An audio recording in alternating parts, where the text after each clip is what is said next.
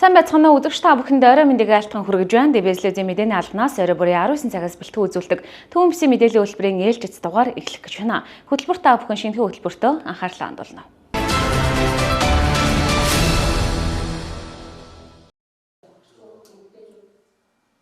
За Дархан аймгийн шүүхийн тамгын газраас Дархан аймгийн гэмтрэгээс орсон сэргийлэх салбар зөвлөлтөй хамтраад за эрх бүхий албан тушаалтангуудад одоо өнөөдөр сургалтыг орлоо. За уг сургалтыг маань дүүргийн эрүү иргэний хэлбэр ажиллагааны анхан шатны торгийн шүүхийн шүүгч Одон туул шүүгч маань ирж сургалтыг орлоо.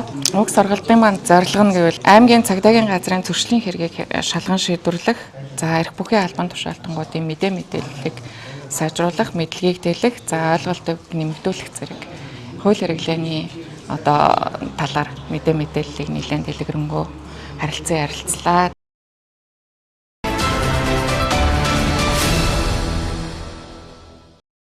Сая бас хэлж байгаа л да энэ тоо баримтууд бол бас их анхаарал татж байна. Ахын одоо төдөлтөлтэй холбоотой амнасаа алдсан гэрүүлэн дээр хүрсэн тоо их байд юм байна. Үүнээс одоо эхлээд хоёлын ярилцлага эхлэе гэж бодож байна. За тийм. За ер нь бол Монгол улсад бас ер нь анхаарал татдаг нэг хэсэг юу вэ гэхээр бол төлөгдөлт байдаг. За төлөгдөлт бол энэ хор хөнөөл бол төдий чинь бол ихийг бол та бүхэн бол ойлгож байгаа. Яагаад тэгэхээр хүүхдийн буюу нас үеинд хүрсэн хүний ажлын чадварыг бууруулдаг. Гэтэл Монгол улсад бол 5 хүртэлх насны хүүхдүүдийн дунд бол энэ төлөвлөлт их байдаг нь хамгийн одоо анхаарал татж байгаа маа. Тэгэд энэ дээр одоо манай Цукуба их сургуулийн судлаачид болон манай сургуулийн судлаачид хамтран энэ 1-5 хүртэлх насны хүүхдэд хаана гэмчин гэхээр гэр хорооллын хүүхдүүд дунд бас илүү их байна. Хоёр төр бидний ярьдгаар нөгөө хятад тоогоо тэрнээс болж одоо хүүхдүүд тэрийг одоо барьж авах одоо тэр хоол ундаа хийж яхад нь одоо асгах тийм ээ. Тиймэрхүү байдлаас болж төлөвлөлт үүсдэг юм байна гэд. За манай Япон судлаачид маань одоо энэ тавиурыг тийм ээ гал тогооны тавиурыг одоо гаргаж ирснээр одоо тэр хүүхэд ямарсан бүрхээс одоо хамгаалагдсан. За бат бөх материалаар хийгдсэн. Тэгээ энэ тавиурыг болохоор тэр Японы тэр Нитори гэдэг компани бас нэг халуун дамжуулдаггүй. За өөрт нь байгаа тэр будсан будгнаас тусгай зориултын будгаар хийгдсэн тийм тавиур байгаамаа. Тэгээд нийтдээ 120 айлт хараагаад тэр төлөвлөлтийн тоо буурчээд одоо энэ судалгаа бол төдий чинь үр дүнгээ өгч байна гэж бид нар үзэх юм байгаамаа. За эднийхээ өмнөөс авахаар Ниторогийн засаг дарга маань хүрцсэн ирсэн байна. Юуны өмнө өнөөдрийн нэг хөтөлбөрийг арга хэмжээ зохион байгуулсан та бүхэнд баярлалаа. Тэгээд нэгдүгээрийнхээ иргэнийг төлөөж ирж авч байгаамаа. Тэгээд бүгдэнд чинь талархлаа. Тэгээд хүүхэд бол Монголын ирээдүй дээ. Бид бүхний ирээдүй тэгээд хүүхэд ирүүл байна гэдэг чинь бидний ирээдүй гэрэлтэй байна гэсэн.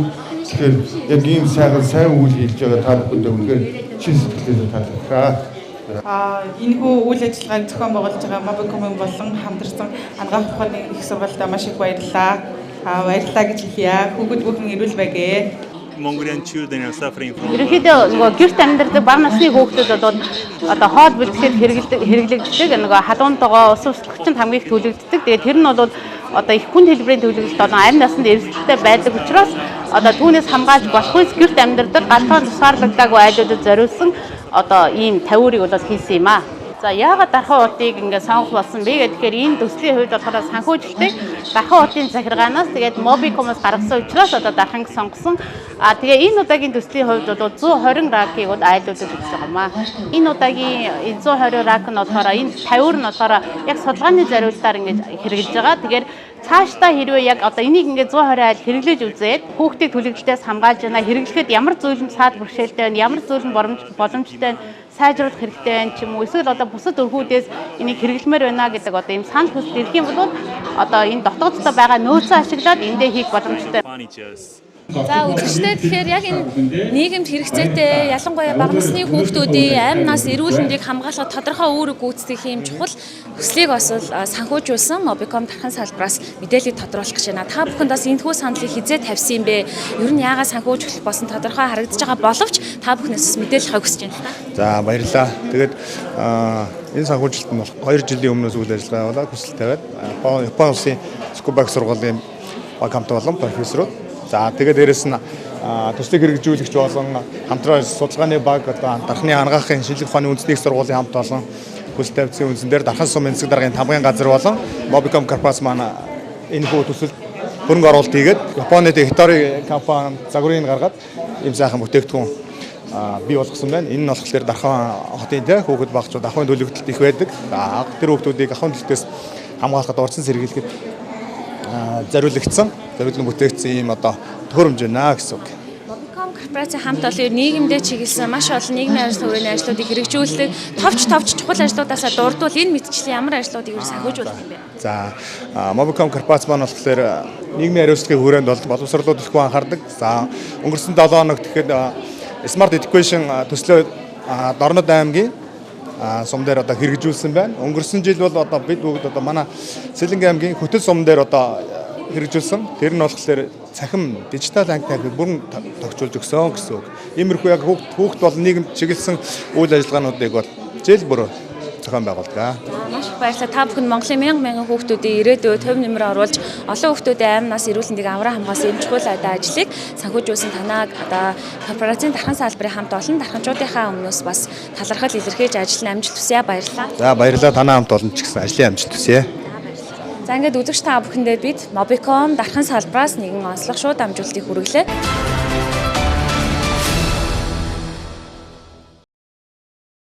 За аймгийн иргэдийн хурал засаг даргын тамгын газар хамтраад бүтэн сарын төлөвлөгөө гаргаад ингээ ажиллаж байна. Нэг нь өнөөдөр зохион байгуулагдж байгаа энэ ажил. За энэ маань бол 3-4 өдөр дараалаад сундаараа бүрэн тойроод хийж хэрэгжих юм ажил байгаа юм. За 3 дугаар түвшний ахмадууд буюу байнгын асаргаатай хэвтрийн өвчтэй ахмадуудаа эргэх, нарийн мэрэгжлийн тусламж үйлчилгээ үзүүлэх, за олон мэрэгжлийн багаар үйлчлэх энэ ажлууд хийгдэж байна. Өнөөдөр Орхон суманд ингээд эхэлсэн явж байна. Нийт одоо дэвшүүлсэн зорилтод хүнийхээ тоонд 50% та үйлчилгээ үзүүллээ гэдэг ийм одоо тоо статистикийг мэрэгжилтнүүд маань хэлж байна. За аймгийн эрүүл мэндийн газар, Ахмадын хөгжлийн төв, орон нутгийн өмчт улсын төсөвт үйлдвэрийн газар, за бусад одоо мэрэгшсэн эмч нар нэгдсэн эмнэлгийн хамт олноос гадна Улаанбаатар хотоос манай геронтологийн үндэсний төвийн эмч мэрэгжилтнүүд бас өргөдөж ирсэн байгаа. Дээр нь насжилт судлал, насны эрүүл мэнд судлалын нийгэмлэг гэж Монгол улсад байдаг. За энэ нийгэмлэгийн нарийн бичгийн дарга Одгөрл эмч маань хүрэлцэн ирсэн. Тэргүүлэх зэрэгтэй Ахмад насны одоо мэрэгшсэн эмч эксперт байгаа.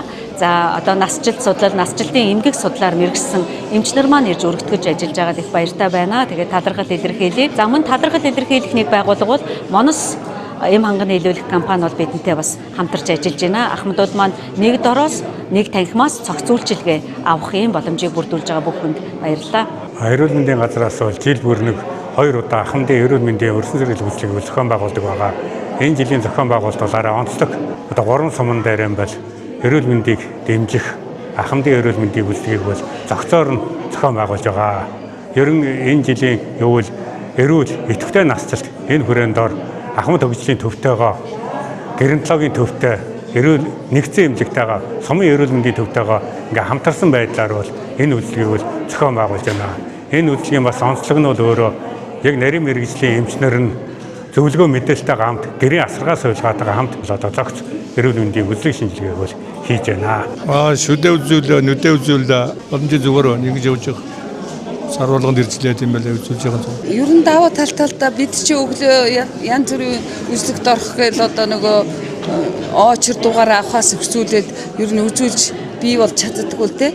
Тийм учраас өнөөдөр ингэж ирж байгаа явдал бол үнэхээр ач холбогдолтой бас ахмадуудтай хурц үйлчилж байгаа энэ байдлыг харуулсан бас ач холбогдолтой ажил боллоо. Би энэ бүх үйлчлэгээр орж харууллаа. Тэг бүгдээр нь орлоо.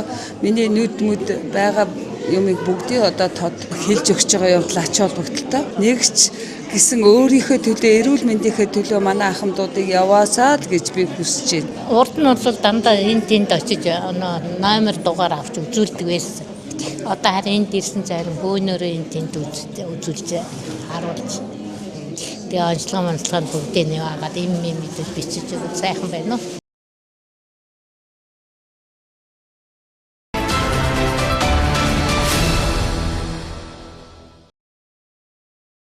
Дэлхийд дахинд осол гэмтлээс шалтгаалсан нас баралтыг эндэх ёсгүй эндэгдэл буюу урьдчилан сэргийлэх бүрэн боломжтой эндэгдэл хэмээн үздэг. Үүний нэг нь төлөгдөлт бөгөөд хүний амнаас эрүүл мэнд, амьдралын чанарт үзүүлж байгаа хор хохирол маш их байдаг. Ялангуяа бага насны хүүхэд нь аюултай нөхцөл байдлыг бүрэн гүйцэд ухамсарлах чадвар хязгаарлагдмал эсрэг хариу оруулыг хурдан үзүүлж чаддаггүйгээс энэ төрлийн аюул дүртэж нас барах, хөгжлийн бэрхшээлтэй болох эрүүл мэндээр охирох асуудал буурахгүй байна. Тэгвэл бага насны хүүхдийг ахуйн төлөгдөлтөд сэргийлэх төслийн хүрээнд халуун тогоо ус бослагчийн зориулалтын тавирыг Япон улсын Цукуба их сургууль болон дархны анагаахын шинжилгээ ухааны сургуулийн хамтарсан судалгааны хүрээнд бүтээж Япон улсын Nittore компанид үйлдвэрлэжээ. Энэхүү нийт хэрэгцээтэй төслийг дархан сумын засаг дарганы тамийн газар болон Mobicom дархан салбараас санхүүжүүлсэн бөгөөд өнөөдөр шаардлагатай иргэдэд гардуулуугч төслийн ач холбогдлыг таниуллаа. Тэгэхээр өнгөрсөн оноос хойш өнөөдөр хүртэл 2 жилийн хугацаанд хийсэн хөгжүүлэлт за өнөөдөр бодит төлөө болж Дархан Улаан аймагта бид өхөн 120% өрхөд түлэглэлтийн эсрэг за ялангуяа хүүхдийн түлэглэлтийн эрсдлийг бууруулахад чиглэгдсэн за ийм төслийг бол амжилттайгаар бид нар бол эхлүүлж чадж байна. За энэхүү төслийг бол Япон улсын Цукубагийн их сургууль за дээр нь бол одоо Дархан Улаан аймгийн анагаах ухааны их сургууль за эмзүүчдийн холбоо за дээр нь бол хувийн хөгжлийн байгууллагуудаас бол Mobicom корпорац хамтарч Дархан сумын засаг дарганы тамирын газартай хамтарч энэ төслийг эхлүүлж байна.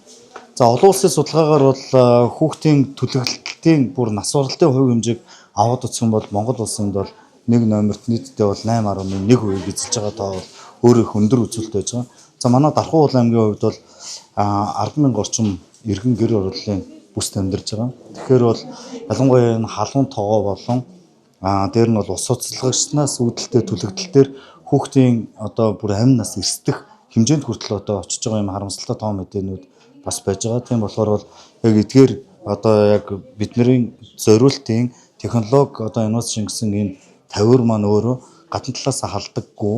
За дотор талтаа бол өөрсдөө гэсэн одоо яг энэ будан бүх юмнууд нь зориултын материалтай ямар нэгэн хэмжээгээр одоо татаж чангаахад бага насны хүүхдүүд татаад унгаах нөхцөл болцоогүй олон туршилтуудыг давсан юм тавир гэж хэрглэж үзэж явах явцдаа ямар одоо тэ хүндрэлүүд гарах нь өшөө илүү хэлбэршүүлэх ямар нөхцөл болцоо нь байх нь гэдэг талын зөвлөдүүдийг туршиж үзэж ингэж бол сайжруулах бас юм шаардлага гарч магадгүй. Тийм болохоор энэ төслийг амжилттай за төр хувийн хөвшил за дээр нь бол төрийн бус байгууллага ихтэй сургуулиудын хамтын түншлэлээр бол энэ төсөл эхэлж байгаад бол таатай.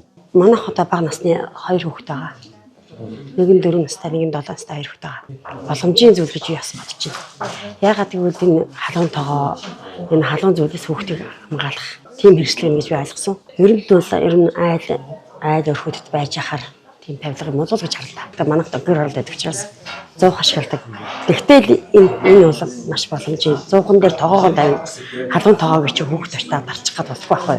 Манхандаа гадар тавьж идэг. Бага насны хүүхдийн түлэгдэлт бол дэлхийн одоо нийгмийн эрүүл мэндийн тулгамдсан асуудал болоод байгаа. 2017 онд хийгдсэн одоо 103.1 хамруулан хийсэн судалгаанаас 1-ээс 14 насны 100 мянган хүүхд тутамд одоо 2.5 одоо түлэгдэлтэй болмоос нас орж ийн гэсэн судалгаа байдаг. Тэгвэл энэ одоо судалгаагаар Монгол улсад хамгийн тэргүй үгнэнд бол буюу 100 мянган хүүхд тутамд одоо нас оролт 8.1 байсан. Бага насны хүүхдийг түлэгдэлтээс урьдчилан сэргийлэхийн төслийн үйл ажиллагаа эхэлж байгаад маш их баяртай байна. Энэ бол Монгол мөнгөөр ойролцоогоор бол 200 мянган төгрөгийн одоо ийм төсөвтэй хийгдсэн ийм тавир байгаа. Энэ мэдээж Япон улсын Nittore одоо компаниар бага насны хүүхдийг түлэгдэлтээс урьдчилан сэргийлэхэд өөрөө энэ тавир маань эрсдэлгүй бах бүх энэ судалгаанууд одоо судалгаа боловсролтын багаар хийгдэж туршигдаж ингэж хийсэн байгаа. Одоо энэ тавирны хувьд бол одоо хөдөлгөөний хязгаарлах төвжээтэй галт халахгүй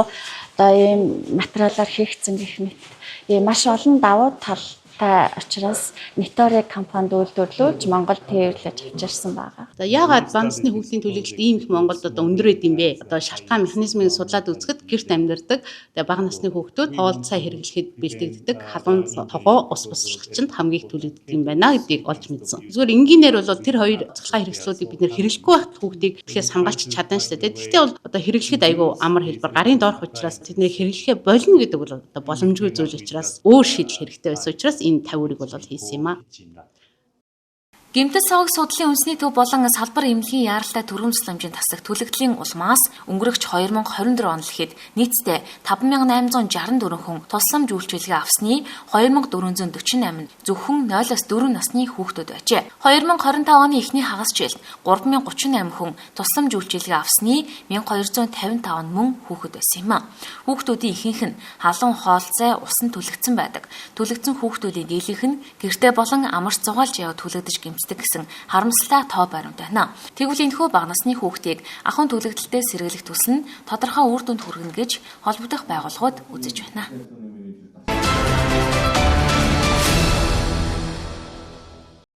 Хөтөлбөрийн ээлжид дугаарын дүрээд өндөрлөж байна. Анхаарлаа хандуус үзэгч та бүхэндээ баярлалаа. Маргааш шинэ дугаараараа эргүүлцгээе.